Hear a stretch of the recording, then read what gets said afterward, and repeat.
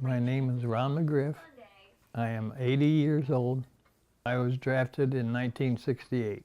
Basic training was up at 6.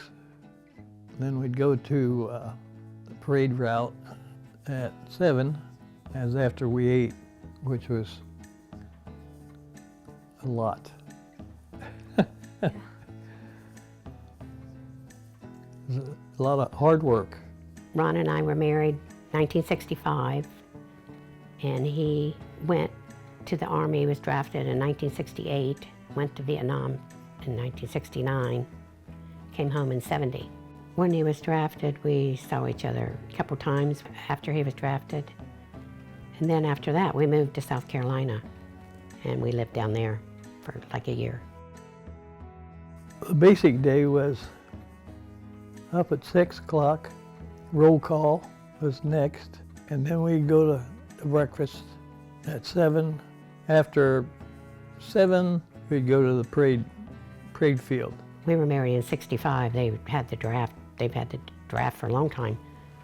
And so we got married in 65 to keep from being drafted, but he still got drafted 3 years later. I think it was 6 weeks before you were allowed to communicate with the family or friends and write letters. But after that, I forget, it was 8 weeks, I think, you were allowed to see your family. We communicated through shortwave radio. He would call on like a CB radio, but it'd come through on the phone.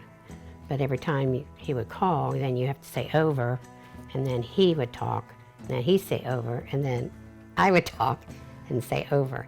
That's how we communicated when he was in Vietnam. I played in a band, trumpet, which is better than what it could have been. That was my routine. Get up every morning. Some morning you'd play reveille. Played taps for funerals, quite a few of those. Every day was the same routine. No, when he was in basic training, they found out he played the trumpet. So they put him in the Army band. And then when he went overseas, he played all these gigs where the doctors and the dentists, American doctors and dentists, would have the band come and play. So then the Vietnamese would come and they could be seen by the doctor or the dentist.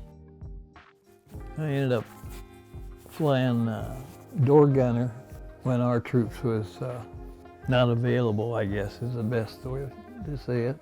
If the door gunner that normally was flying for some reason or another wasn't available, then I'd be picked to fly door gunner in his place because I was trained and knew how to do it.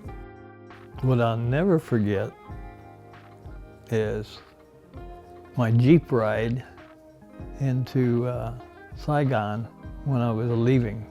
I spent a year in Vietnam, and I remember the day that that I left distinctly.